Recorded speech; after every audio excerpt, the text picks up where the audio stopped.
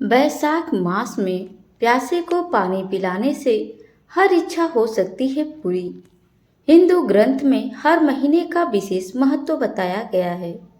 हिंदू पंचांग का दूसरा महीना बैसाख होता है। ये महीना धार्मिक दृष्टिकोण से बहुत ही खास होता है, क्योंकि इस महीने में कई प्रमुख त्योहार जैसे अक्षय तृतीया, नृसिंह जयंती, गंगा सप्तमी आदि मनाए जाते हैं। इस महीने में भगवान विष्णु की विशेष पूजा की जाती है। भगवान विष्णु को प्रिय होने के कारण बैसाख को माघ मास भी कहते हैं और विष्णु धर्मोत्तर पुराण के अनुसार में बैसाख महीने में की गई भगवान विष्णु की पूजा से कई गुना पुण्य फल मिलता है। बैसाख मास में सूर्योदय से पहले स्नान करने और जलदान करने का भी विशेष महत्व है। यही कारण है इस महीने में लोग पानी पिलाने के लिए प्याऊ लगवाते हैं। मान्यता है कि इस महीने में प्यासे लोगों को पानी पिलाने से त्रिदेव यानी ब्रह्मा, विष्णु और महेश तीनों की कृपा प्राप्त होती है। इस माह से जुड़ी कथा भी काफी प्रचलित है। बैसाख मास की कथा किसी समय वंग देश में हेमकांत नाम से एक राजा थे। एक दिन वे शिकार खेलने वन में गए। शिकार करते करते वे अपने सैनिकों से बिछड़ गए और थक गए। वन में उन्हें एक ऋषि दिखाई दिए। उनका नाम सचर्तित था। ऋषि उस समय समाधि में थे, इसलिए उन्होंने राजा के प्रश्नों का उत्तर नहीं दिया। क्रोधित होकर राजा ने उन पर जैसे ही वार करना चाहा, ऋषि के अनेक शिष्य वहां आ गए और उन्होंने राजा को रोक दिया।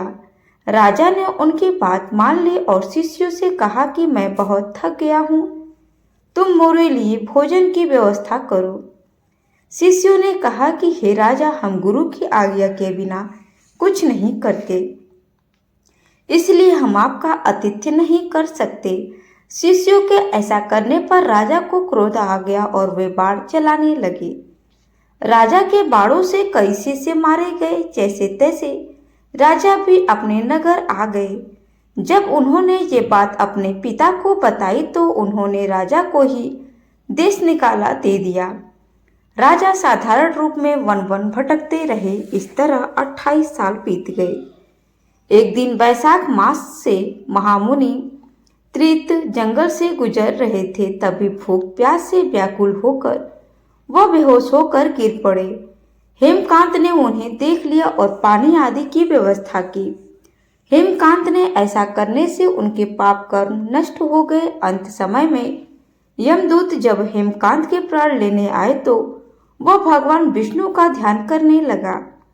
तभी भगवान विष्णु के दूत वहां प्रकट हुए और उन्होंने यमदूतों से कहा कि बैसाख मास में एक मुनि को जल पिलाने और उनके प्राण बचाने से अब हेमकांत निष्पास हो गया है, इसलिए तुम यहाँ से जाओ। यही भगवान विष्णु के आदेश हैं। इसके बाद जैसे ही भगवान विष्णु के दूत ने हेमकांत को स्पर्श किया तो पहले की तरह स्वस्थ और युवा हो गया। भगवान विष्णु के दूत ही हेमकांत को उनके महल लेकर गए और उनके पिता को पूरी बात बताई। भगवान विष्णु का प्रिय होने के चलते हेमकांत फिर से राजा बन गए और न्यायपूर्वक शासन करने लगे। दोस्तों, आपको हमारी यह वीडियो कैसी लगी हमें कमेंट में जरूर बताएं। वीडियो अच्छी लगी हो तो प्लीज़ इसे लाइक शेयर सब्सक्राइब जरूर करें। Thanks for watching my video. धन्यवाद। राधे राधे।